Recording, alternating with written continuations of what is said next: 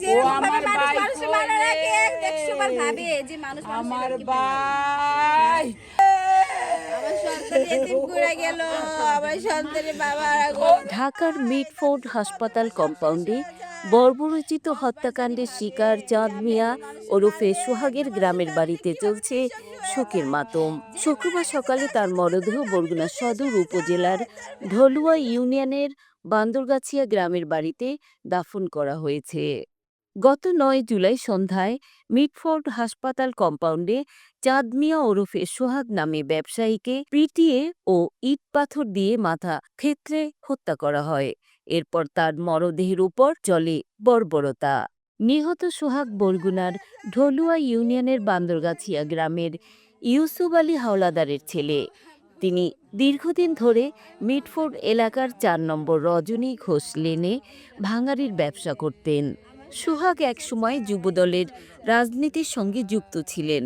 তার ১৪ বছর বয়সী মেয়ে সোহানা ষষ্ঠ শ্রেণীতে এবং ১১ বছর বয়সী ছেলে সোহান ৪র্থ শ্রেণীতে পড়ে। নিহতের ভাগ্নি সাদিয়া আক্তার মিম জানান, কেরানীগঞ্জের কদমতলী মডেল টাউন এলাকায় পরিবার নিয়ে থাকতেন সোহাগ। তিনি অনেক বছর ধরে ভাঙাড়ির ব্যবসার সঙ্গে যুক্ত।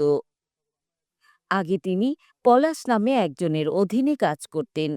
তিনি ভাঙাড়ি এনে ওই ব্যক্তির কাছে বিক্রি করতেন।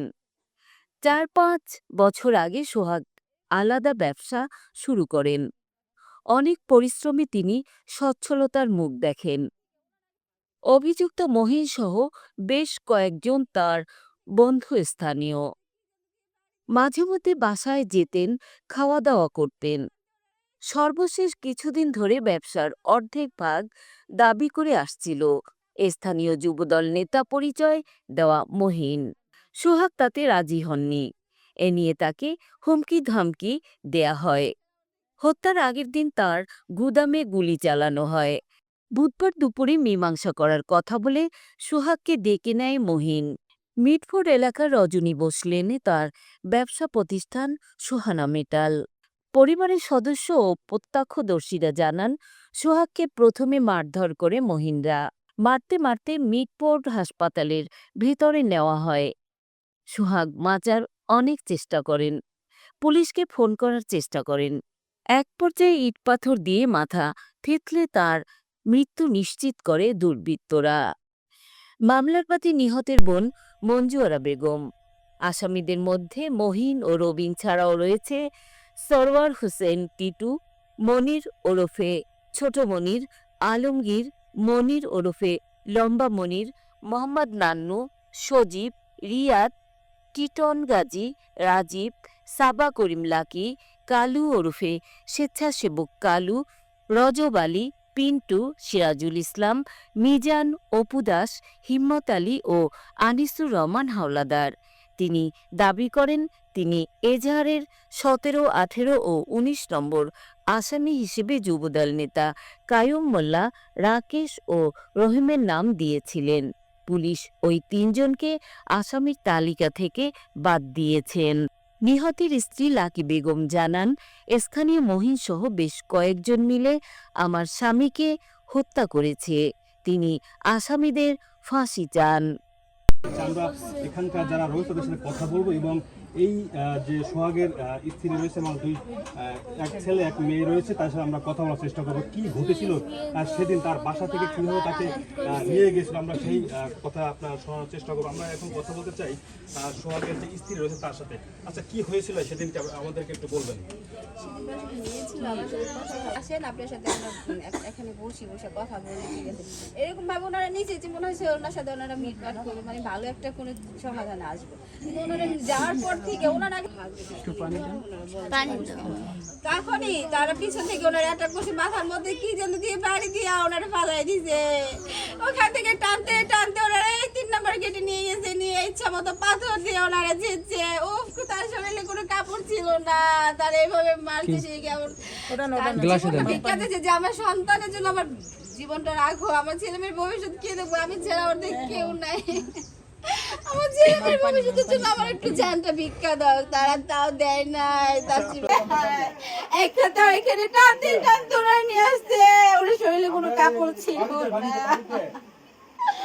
আদর দিয়ে আটক করছে মাথার মধ্যে। ওনার সাইড ছিল না, কোপাইতে কোপাইতে কাট চোখ কিচ্ছু ছিল না।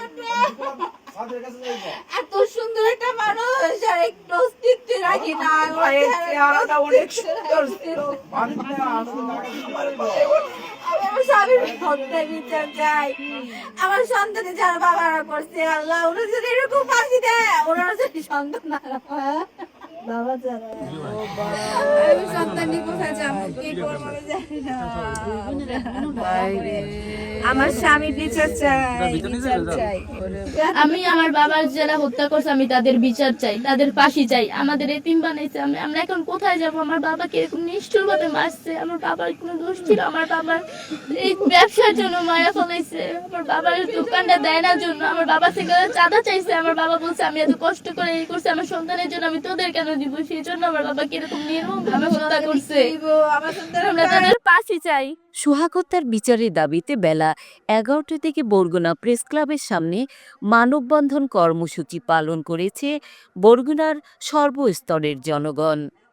বরগুনা প্রেস ক্লাব সহ বিভিন্ন রাজনৈতিক, সামাজিক ও মানবাধিকার সংগঠনের নেতৃবৃন্দ কর্মসূচিতে অংশগ্রহণ করেন।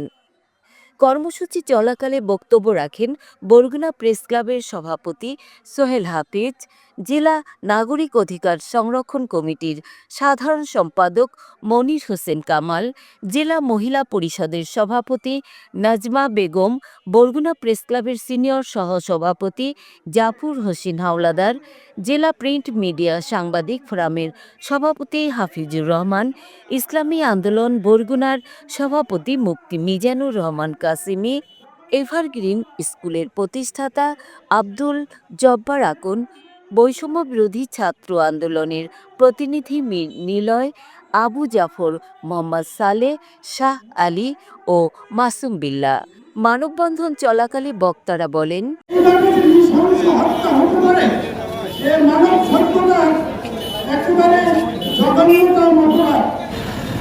ভারতীয় নৃশংসতা বাংলাদেশের ইতিহাসে খুব বেশি ছিল।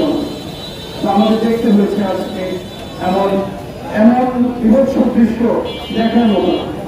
আমরা বরগুনা প্রেস ক্লাবের পক্ষ থেকে তীব্র নিন্দা জানাই এবং দৃষ্টান্তমূলক শাস্তি দাবি করছি। তীব্র নিন্দা এবং প্রতিবাদ জানাই এবং অনতিবিলম্বে এই হত্যাকারীদের গ্রেপ্তার করে আইনের মুখোমুখি করে দৃষ্টান্তমূলক শাস্তি প্রদান করা হবে এই আশাবাদ ব্যক্ত করি।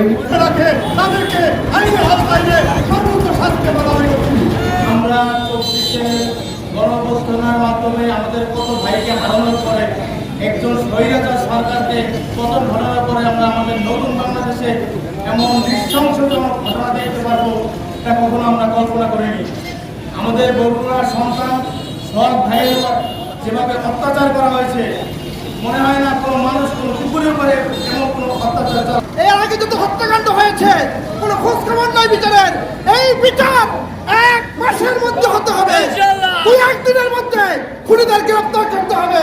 যদি গ্রেফতার না করা হয়, বিচার না করা হয়, এই দল সহ যারা এই কাজ করেছে সকলকে বাংলার জনগণ বর্জন করবে ইনশাআল্লাহ। এই নিমন্ত্রণে জানতে পেরেছেন আয় রোজগারের জন্য 10 বছর পূর্বে ঢাকা দিয়ে তিনি একটি ভাঙারি দোকান ব্যবসা চালিয়েছিলেন। একটি ব্যবসা থেকে আরেকটি প্রতিষ্ঠান করেছিলেন, সেখানে চাঁদাবাজরা তাকে এই গত পরশুদিন তার সেই ব্যবসা প্রতিষ্ঠানের টাকার ভাগ চেয়েছে। ব্যবসা প্রতিষ্ঠান থেকে তাকে লক্ষ লক্ষ টাকা দিতে হবে। এমন চাঁদাবাজরা কোনো দলের হতে পারে না। আমি মনে করি এই চাঁদাবাজ অবশ্যই চিহ্নিত চাঁদাবাজ। যেভাবে এই সোহাগকে তার ব্যবসা প্রতিষ্ঠান থেকে জগন্নাথ বিশ্ববিদ্যালয়ের মতো জায়গায় নিয়ে গিয়ে নির্মম নিথর দেহের উপরে যেভাবে পাথর নিক্ষেপ করেছে, এটি কোন সভ্য সমাজ, এটি কোন মানুষ দেখতে পারে না। আপনারা আমার মনে হয় কালকে যদি এই ভিডিও দেখে থাকেন তাহলে আপনারা অবশ্যই কেঁদেছেন, আপনাদের হৃদয় রক্ত কারণ হয়েছে। আমরা এই মানববন্ধন কর্মসূচি থেকে প্রথমেই দাবি জানাতে চাই, চাঁদাবাজ এবং সন্ত্রাসী বন্ধ করার লক্ষ্যে জুলাই আন্দোলন হয়েছিল, বৈষম্য বিরোধী ছাত্র আন্দোলন হয়েছিল, আমাদের আওয়ামী লীগ সরকারের পতন হয়েছে, তারপরেও কেন চাঁদাবাজি বন্ধ হচ্ছে না, সন্ত্রাসী বন্ধ হচ্ছে না, নৃশংসতা বন্ধ হচ্ছে না? আগে যেটা আওয়ামী লীগ করত, এখন যারা ভবিষ্যতে ক্ষমতায় যাবে সেই দলের নেতা কর্মীরা এখন ক্ষমতায় যাওয়ার আগেই চাঁদাবাজি সন্ত্রাসী শুরু করে দিয়েছে। এর লাগাম টেনে ধরতে হবে। যদিও এই সমাবেশ থেকে আমি বিএনপি নেতৃবৃন্দকে ধন্যবাদ জানাতে চাই, যারা এই ঘটনা ঘটিয়েছে ইতিমধ্যে তাদেরকে দল থেকে বহিষ্কার করা হয়েছে, এটা একটা শুভ লক্ষণ। কিন্তু যখন ধরা পড়বে তখন বহিষ্কার করবে, ধরা পড়ার আগে তারা চাঁদাবাজি চালিয়েই যাবে, তাহলে আপনাদেরকে মানুষ কেন ভবিষ্যতে ক্ষমতায় আনবে? কেন আপনাদেরকে বিশ্বাস করবে? আপনাদেরকে বিশ্বাস স্থাপন করতে হবে। সোহাগ হত্যাকারীদের ফাঁসি চায় বরগুনাবাসী। কাজী সেলিনা হোসেন, লোকবেতার, বরগুনা।